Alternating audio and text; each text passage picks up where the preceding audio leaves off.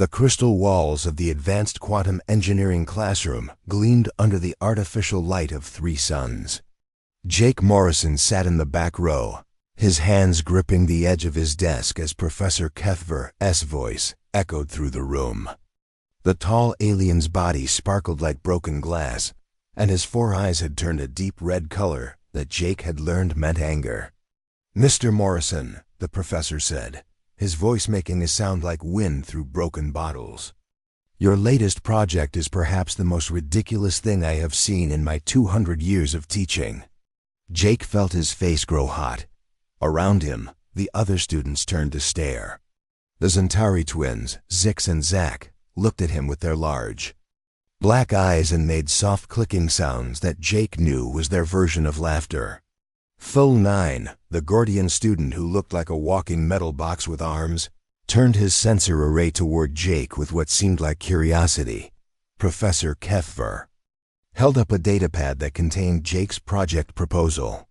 The alien's long fingers, which looked like crystal sticks, tapped against the device. "You propose to create faster-than-light communication without quantum entanglement. This is impossible. Every species in the galaxy has tried this approach. It violates the basic laws of physics that even primitive civilizations understand." Jake wanted to speak up, to defend his work, but the words stuck in his throat. He had spent weeks working on the theoretical framework, staying up late in his small dormitory room while his roommate Danny slept. The math seemed right to him, even if it was different from what the textbooks taught. "Furthermore," the professor continued, his eyes now glowing brighter red, "your methodology is crude. Where other students use quantum field mathematics and dimensional analysis, you suggest using what you call pattern recognition and chaos theory. These are concepts that have no place in serious scientific discussion." Wisp, the Etherian student who looked like a floating ball of light, pulsed in what Jake had learned was their species' way of showing agreement. The other students nodded or made their own species equivalent gestures. Jake felt completely alone in the room full of brilliant alien minds. "Your work shows a fundamental misunderstanding of quantum mechanics," Professor Kethver said. "It reads like the work of a child playing with concepts they cannot grasp. The Galactic Institute of Advanced Sciences has standards, Mr. Morrison. Standards that you are clearly unable to meet." Jake's hands tightened on his desk. He had known coming to the Institute would be difficult. Earth had only been part of the galactic community for 50 years, and humans were still considered the newcomers. Most species viewed humans as decent at building things and fixing problems, but not smart enough for the really advanced science. The professor set down the datapad and looked directly at Jake. "I am giving you one final chance, Mr. Morrison. You have 7 standard days to present a working prototype of your impossible theory. Not a computer simulation, not a mathematical model. A real functioning device that can actually do what you claim." The classroom fell silent. Jake could hear the quiet hum of the building systems and the soft breathing sounds that different species made. 7 days to build something that the professor said was impossible. 7 days to prove that his idea was not just the foolish dream of a primitive human. "If you cannot present this working prototype," the professor continued, "you will be suspended from the Institute and sent back to Earth. Your academic career will be over before it has truly begun." Jake nodded slowly. He could not trust his voice to speak without shaking. The other students were still staring at him, some with pity, others with the kind of curiosity people show when watching someone about to fail spectacularly. The class ended a few minutes later. Jake gathered his materials slowly, hoping the other students would leave before he had to walk past them. But as he stood up, Zix approached him. The Zentari was tall and thin, with skin that changed colors like oil on water. "Jake," Zix said, his voice high and musical, "perhaps you should consider changing your focus. My species has studied quantum mechanics for 1,000 years. Some problems simply cannot be solved." "Zix is right," added Zack, appearing beside his twin. Your approach is interesting in its own way, but it goes against everything we know about the universe.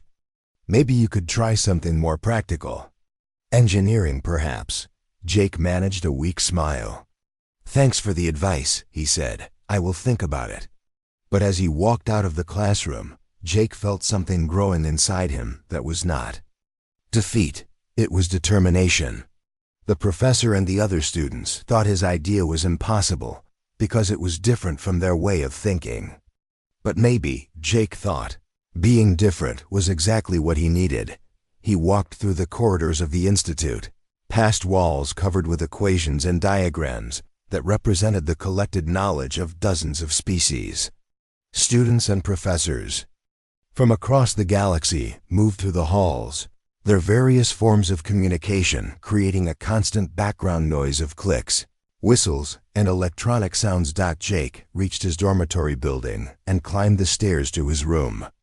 Danny Clark, his human roommate, was sitting at his desk working on a xenobiology assignment. Danny looked up as Jake entered. How did the presentation go? Danny asked, though Jake's expression probably already gave him the answer. About as well as you would expect, Jake replied. He sat down on his bed and told Danny about the professor's challenge and the 7-day deadline. Danny whistled softly. That's rough, but you know what? I have seen you work on problems before. You have this way of looking at things that nobody else has. Maybe that's exactly what you need. Jake looked at his friend and felt a little bit of hope return. Danny was right. Jake had always approached problems differently than his teachers expected. Back on Earth, his professors had sometimes been frustrated by his unconventional methods, but they had also been impressed by his results. I have an idea, Jake said slowly. It is going to sound crazy, but I think the professor and everyone else are making this problem harder than it needs to be. Danny grinned. Crazy ideas are the best kind. What do you need? Jake looked around. Their small room, his mind already beginning to work on the challenge ahead. 7 days to prove that sometimes the simplest approach was the right one. 7 days to show that human thinking might have something valuable to offer the galaxy. After all, Jake spent the first night after Professor Kethver's challenge lying awake in his narrow dormitory bed. Danny had fallen asleep hours ago, but Jake's mind would not stop working. He stared at the ceiling and thought about quantum mechanics, about the way atoms behaved when no one was watching them, about the strange rules that governed the smallest parts of the universe. The next morning, while other students headed to the advanced laboratories with their quantum computers and dimensional modeling systems, Jake went in a different direction. He took the elevator down to the basement levels of the dormitory building, where the maintenance areas and storage rooms were located. Danny followed him, carrying 2 cups of the bitter alien drink that passed for coffee at the institute. Are you sure about this? Danny asked as they walked through the dim corridors. There are million-credit quantum processors upstairs that could run simulations faster than anything humans have ever built. Jake stopped in front of a door marked with symbols that meant unused storage. He had gotten permission from the building supervisor to use the space as a workshop. That's exactly the problem, he said, opening the door. Everyone thinks bigger and more complex is better. But what if they're wrong? The storage room was small and dusty, filled with old furniture and broken equipment that various species had left behind over the years. Jake had already cleared out one corner and set up a simple work table. On the table were several boxes of basic electronic components that he had ordered from Earth. Danny looked at the pile of simple circuits, resistors, and what appeared to be parts from old communication devices. This looks like the electronics lab from our high school back home. Exactly, Jake said, picking up a basic circuit board. While everyone else is trying to solve this problem with the most advanced technology in the galaxy, I'm going to try something different. Jake had spent years studying quantum mechanics at Earth universities before coming to the Institute. But human understanding of quantum physics was different from alien understanding. Humans had developed their theories while working with limited technology, so they had learned to look for patterns and connections that more advanced species might miss. He began connecting components on a breadboard, the kind of basic prototyping tool that human engineering students used. Danny watched as Jake built what looked like a simple radio receiver, the kind that might pick up signals from Earth's old communication satellites. "Can you explain what you're trying to do?" Danny asked. Jake paused in his work. Every species in the galaxy treats quantum uncertainty as a problem to be solved. They try to create perfect systems where every quantum state is controlled and predictable. But what if uncertainty isn't a bug? What if it's a feature? Danny frowned. "I don't follow." "Think about it," Jake said, holding up a simple resistor. When quantum particles are in uncertain states, they're not just random. There are patterns in the randomness. Back on Earth, we learned to work with chaos theory and pattern recognition because we had to. We didn't have perfect quantum computers, so we had to find other ways. Jake continued building his device while he talked. The components were simple, but the way he was connecting them was unusual. Instead of trying to eliminate quantum noise, he seemed to be building a system that would listen to it. "Professor Kefver and all the other students are trying to bypass quantum uncertainty," Jake explained. "They want to create perfect quantum entanglement pairs that can communicate instantly, across any distance. But that requires incredible amounts of energy and perfect conditions." Danny was beginning to understand. "And you're trying to work with the uncertainty instead of against it?" "Right. What if quantum uncertainty isn't really random? What if it just looks random because we're not listening to it correctly? Human brains are really good at finding patterns in things that seem chaotic. Maybe that's what we need here." Jake worked for hours, testing different configurations of his simple components. Danny brought him food and watched as his friend built what looked like a cross between a radio and a computer from 50 years ago. It was crude compared to the advanced alien technology upstairs, but there was something almost elegant about its simplicity. Meanwhile, in the Institute's advanced laboratories, the other students were working on their own projects. The Zentari twins had created beautiful holographic displays that showed 11-dimensional space in perfect mathematical detail. Their equations covered entire walls and required the Institute's most powerful computers to process. Thul-9 had built a theoretical framework that proved mathematically why faster-than-light communication was impossible without perfect quantum entanglement. The Guardian's work was so precise that it could predict the behavior of individual quantum particles with extraordinary accuracy. Wisp, the Etherian, had taken a different approach entirely. Using their species' natural psychic abilities, they had created a model of quantum consciousness that suggested communication might be possible through direct mental contact with quantum fields. The work was so advanced that even the professors had trouble understanding it. Professor Kefver observed all of his students' progress through the Institute's monitoring systems. The alien professor was impressed by the sophisticated approaches his students were taking. The mathematical models were beautiful, the theoretical frameworks were elegant, and the computer simulations were running perfectly. Then the professor checked on Jake Morrison's progress. Kefver's 4 eyes changed from their normal blue color to a confused orange as he watched the human working in the basement storage room. Jake was not using advanced mathematics or quantum field theory. He was not running computer simulations or creating holographic models. Instead, he was building something that looked like it belonged in a museum of primitive technology. The professor increased the resolution on his monitoring system and watched more closely. Jake was connecting simple electronic components in patterns that made no sense according to standard quantum engineering principles. The human was testing each connection with basic instruments, making adjustments by hand. and apparently listening to the device with primitive audio equipment. Cuthbert called up Jake's academic records and studied them carefully. The human had decent grades in practical engineering courses, but his theoretical work was always unconventional. His professors on Earth had noted that Jake had an unusual ability to find solutions that worked even when they shouldn't work according to established theory, but this project was different. Jake was attempting something that violated fundamental laws of physics. No amount of unconventional thinking could change the basic rules that governed quantum mechanics.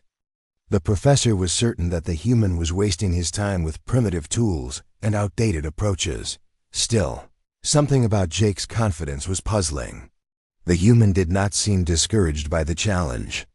If anything, he appeared to be energized by the opportunity to prove his unconventional ideas. He worked with the focus of someone who believed completely in what he was doing. By the end of the second day, Jake had built a device that looked like nothing anyone at the Institute had ever seen. It was roughly the size of a briefcase, made from simple Earth components and connected to what appeared to be a basic handheld communicator. Danny looked at the finished device and shook his head. "It doesn't look like much." Jake smiled for the first time since the professor's challenge. The best solutions usually don't. "Tomorrow, I'm going to start testing it." He had 5 days left to prove that sometimes the simplest approach was the most powerful one. 5 days to show that human intuition might be exactly what the galaxy needed. On the third day, Jake stood in his basement workshop staring at his completed device. The machine hummed quietly on the work table, its simple Earth components connected in ways that would have made his old engineering professors scratch their heads. 2 basic handheld communicators sat beside it, looking like toys compared to the advanced alien technology used throughout the Institute. Danny entered the workshop, carrying breakfast, and found Jake already dressed and ready to work. "Did you sleep at all last night?" Danny asked, noticing the dark circles under his friend's eyes. "A little," Jake replied, though that was not entirely true. He had spent most of the night running final calculations in his head, checking and rechecking his theory. The math was simple compared to what his alien classmates were doing, but Jake believed that was its strength, not its weakness. "So what happens now?" Danny asked, setting down the food. Jake picked up one of the handheld communicators. "Now we find out if I'm right, or if Professor Cuthbert is going to send me back to Earth in 4 days. The device Jake had built was based on a theory that no one at the Institute had ever considered seriously. While other species focused on controlling quantum uncertainty, Jake had spent months studying the patterns hidden within quantum noise. He believed that what appeared to be random quantum fluctuations actually contained information that could be detected and decoded. Jake's approach was inspired by something humans had learned long before they joined the galactic community. During Earth's early radio age, engineers had discovered that they could sometimes communicate over vast distances by bouncing signals off the changing layers of the atmosphere.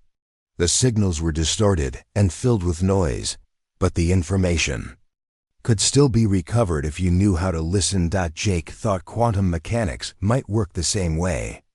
Instead of trying to create perfect quantum entanglement pairs, he wanted to use the quantum noise that existed everywhere in space as a carrier for information. It was a crazy idea, but Jake had built his device to test whether crazy ideas sometimes worked. "Ready?" Jake asked, handing one communicator to Danny. Danny took the device and looked at it doubtfully. "What am I supposed to do with this?" "Go to the other side of the campus, the xenobiology building. Find an empty classroom and wait for my signal." Danny hesitated. "Jake, what if this doesn't work? What if the professor is right and this is impossible?" Jake met his friend's eyes. "Then I'll go back to Earth knowing I tried something new instead of just following the same old methods that everyone else uses." Danny nodded and left the workshop. Jake watched him go, then turned back to his device. The machine continued its quiet humming, and small lights on the control panel showed that all systems were functioning. Jake had spent 2 days calibrating the equipment, adjusting the settings until the device could detect the faintest quantum signals. 20 minutes later, Jake's personal communicator buzzed with a message from Danny confirming that he was in position in the xenobiology building. The distance between them was about 2 kilometers, far enough to be a real test of the system. Jake picked up his handheld unit and activated the transmission system. According to his theory, the device should be able to encode a simple message into quantum noise patterns and send it instantly to the receiver, regardless of distance. The quantum noise existed everywhere, so there should be no delay in transmission. Jake spoke into the communicator. "Danny, can you hear me?" Nothing happened. For several seconds, Jake felt his heart sink. Maybe the professor was right. Maybe this was just the foolish dream of a primitive human who did not understand real science. Then Danny's voice came through the receiver, clear and immediate. "Jake, holy cow, it worked.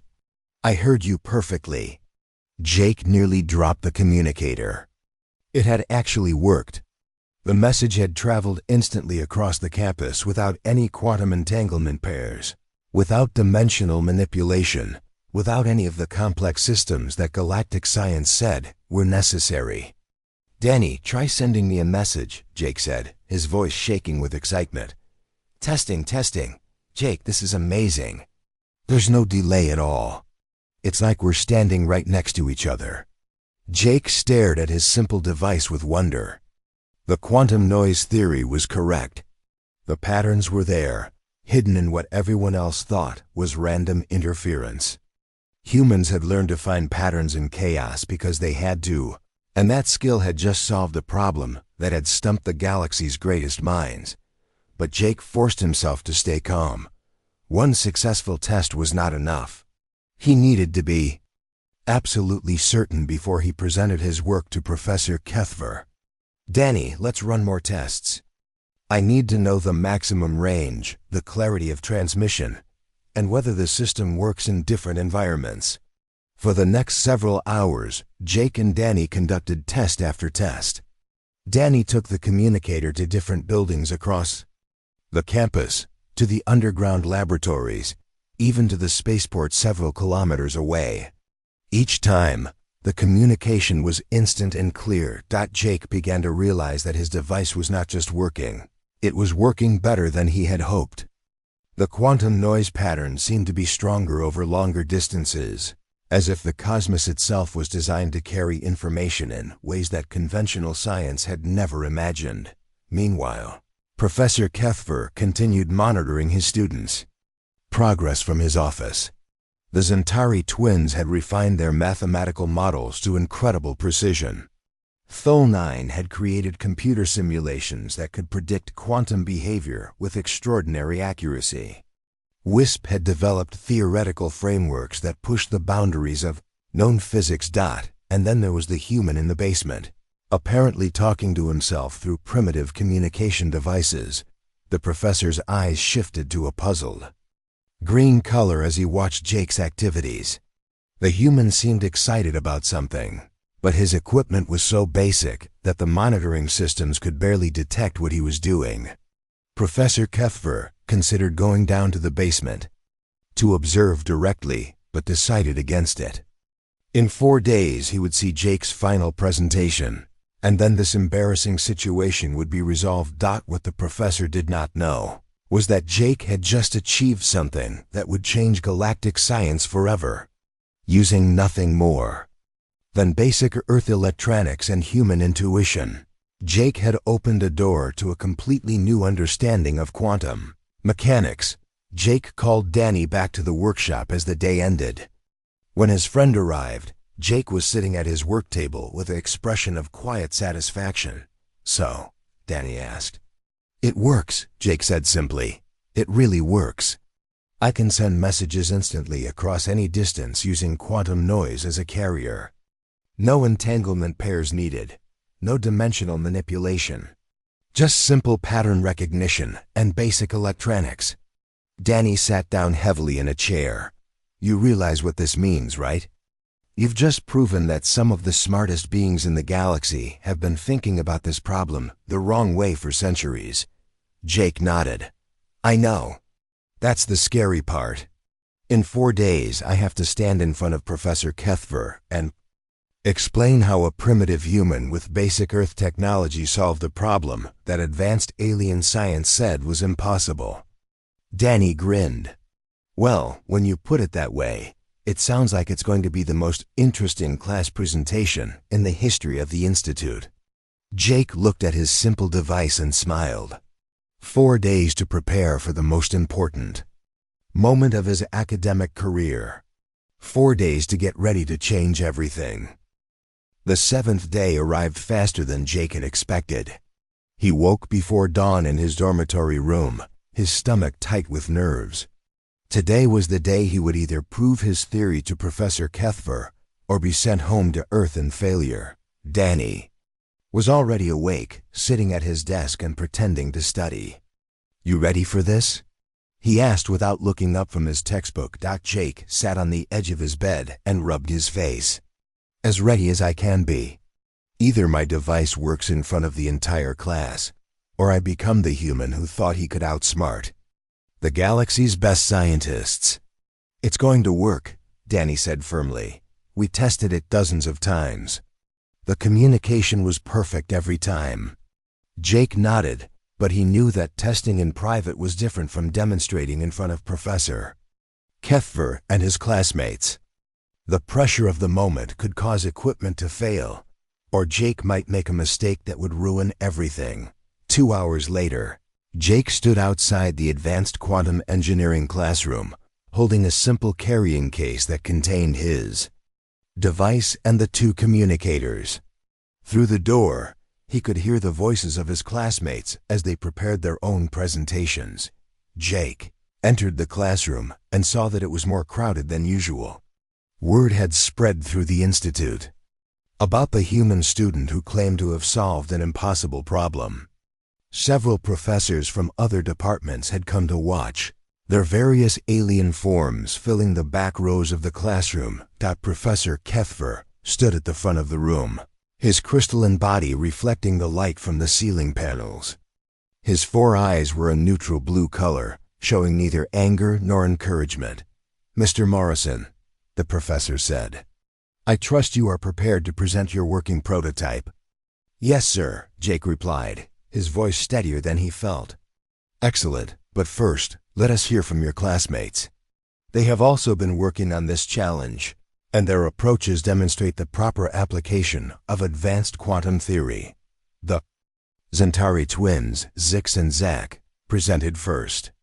Their holographic display filled the front of the classroom with beautiful mathematical equations that described 11-dimensional space.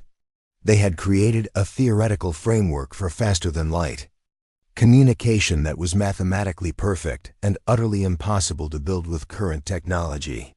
As you can see, Zix explained, his voice musical and confident, true faster-than-light communication requires the manipulation of quantum fields across multiple dimensions. The energy requirements are enormous, but the theory is sound. Professor Kethver's eyes glowed with approval. Excellent work. Your mathematics are flawless, and your understanding of quantum field theory is impressive. Thol 9 presented next. The Gordian student had created a computer simulation that proved mathematically why Jake's approach could not work. The simulation showed that quantum noise was truly random and contained no recoverable information. The human's theory violates basic principles of quantum mechanics, Thol 9 stated in his mechanical voice. My calculations show that pattern recognition in quantum noise is impossible. The noise contains no meaningful data. More professors nodded in agreement. Jake felt his confidence beginning to waver. Maybe he was wrong. Maybe his successful tests had been due to some error he had not noticed. Wisp, the Etherean, presented last. The floating ball of light had created a framework for quantum consciousness that suggested Communication might be possible through direct mental contact with quantum fields. The work was so advanced that even Jake had trouble understanding. Your presentations demonstrate excellent understanding of advanced quantum theory, Professor Keffer announced. You have shown why faster-than-light communication without quantum entanglement is theoretically impossible. The professor's four eyes turned toward Jake, and their color shifted to a skeptical purple. Now, Mr. Morrison, please show us your working prototype. Jake walked to the front of the classroom, his legs feeling unsteady. He set his carrying case on the demonstration table and opened it. Inside were his simple device and the two basic communicators. Compared to the elegant holographic displays and complex computer simulations his classmates had shown, Jake's equipment looked like children's toys. A few of the alien students made sounds that Jake recognized as laughter. Even some of the visiting professors seemed amused by the primitive appearance of his equipment. "This is your solution?" Professor Keffer asked, his voice containing barely hidden disbelief. "Yes, sir," Jake replied.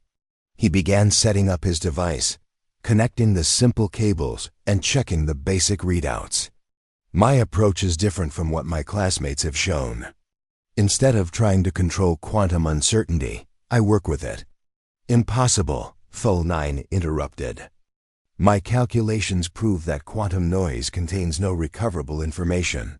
Jake looked at the Gordian student. "Your calculations are correct for the way your species approaches quantum mechanics. But humans learn to find patterns in chaos. Because we had to. We didn't have perfect quantum computers, so we developed different methods." Professor Keffer's eyes shifted to an annoyed red. "Mr. Morrison, I did not ask for a lecture on human limitations. I asked for a working demonstration." Jake nodded and picked up one of the communicators. "I'll need to take this device to another location to demonstrate the faster-than-light communication. May I suggest the physics building? It's far enough. A way to prove that the communication is instantaneous." The professor considered this request.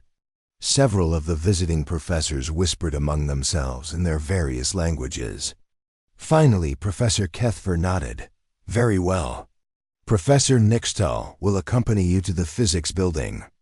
We will maintain video contact so the class can observe your demonstration." Professor Nixtal, a tall insectoid being from the physics department, stood up. "I will verify that there is no trickery involved," she announced in her clicking voice. Jake felt a moment of panic. He had tested his device many times with Danny, but never with a suspicious alien professor watching his every move. What if something went wrong? What if the device failed at the crucial moment, but it was too late to back out now? Jake gathered his equipment and followed Professor Nixtal out of the classroom. As they walked through the corridors of the institute, Jake could feel the weight of expectation pressing down on him. In a few minutes, he would either prove that human thinking had something valuable to offer the galaxy, or he would confirm that humans were not ready for advanced science. They reached the physics building and found an empty laboratory. Professor Nixtal set up a video link with the classroom while Jake prepared his communicator. Through the video screen, Jake could see his classmates and the visiting professors watching with expressions of curiosity and skepticism. Professor Keffer voice came through the speakers. "Mr. Morrison, you may begin your demonstration whenever you are ready." Jake took a deep breath and activated his communicator. This was the moment that would determine his future. Either his simple human approach would work, or he would be remembered as the student who thought he could challenge the greatest minds in the galaxy and failed. "Testing," Jake spoke into the device. "Can you hear me in the classroom?" The response came back instantly, clear and perfect. Jake's voice had traveled faster than light across the campus, transmitted through quantum noise that everyone else thought was meaningless. Professor Keffer's four eyes changed from skeptical purple to shocked yellow. The classroom fell completely silent. The silence in the classroom lasted for nearly 10 seconds. Professor Kethver stared at the communication device on his desk, his four eyes slowly changing from shocked yellow to brilliant gold. The other professors whispered among themselves, in rapid, excited voices that created a buzz of alien languages throughout the room. "Impossible," Thol9 said, his mechanical voice cutting through the noise. "There must be some form of deception. Perhaps hidden transmitters or quantum entanglement pairs that we cannot detect." Professor Nixtal, who was standing beside Jake in the physics building, immediately began scanning the area with her advanced detection equipment. She checked for hidden devices, quantum signatures, and any other form of technology that might explain what had just happened. "I detect no hidden transmitters," she announced through the video link. "No quantum entanglement pairs. No dimensional manipulation fields. The communication appears to be genuine." Professor Kethver stood up slowly, his crystalline body reflecting the lights in the room like a prism. "Mr. Morrison, please explain exactly how your device functions." Jake felt a strange mix of relief and terror. His device had worked perfectly, but now he had to explain his theory to some of the most brilliant minds in the galaxy. What if they found flaws in his reasoning? What if they proved that his success was just lucky accident? "The key is understanding that quantum noise isn't really random," Jake began, his voice growing stronger as he talked about his work. "Every species in the galaxy treats quantum uncertainty as a problem to solve. You try to eliminate it or control it. But humans learned to work with uncertainty because we had to." Jake held up his simple communicator. "When Earth developed radio technology, we discovered that we could sometimes communicate over vast distances by using atmospheric interference as a carrier. The signals were noisy and distorted, but the information could still be recovered if you knew how to listen." Professor Kethver's eyes remained gold, indicating intense interest. "Continue." "I applied the same principle to quantum mechanics," Jake explained. "Instead of trying to create perfect quantum entanglement pairs, I used the quantum noise that exists everywhere in space. My device listens to the patterns hidden in what everyone else thinks is meaningless interference." Zix, one of the Zentari twins, raised his hand. "But our calculations prove that quantum noise contains no recoverable information.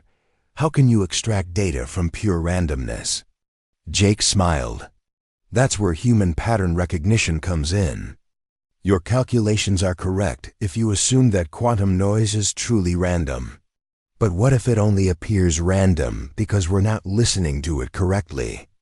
Jake walked closer to the video screen so his classmates could see him clearly. Human brains evolved to find patterns in chaos. When our ancestors were hunters, they had to track animals through forests by noticing tiny signs that other creatures would miss.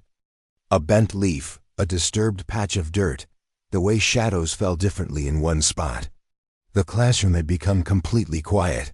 Even the visiting professors were listening intently. "I built my device to mimic the way human brains process pattern information," Jake continued. "It doesn't try to eliminate quantum noise.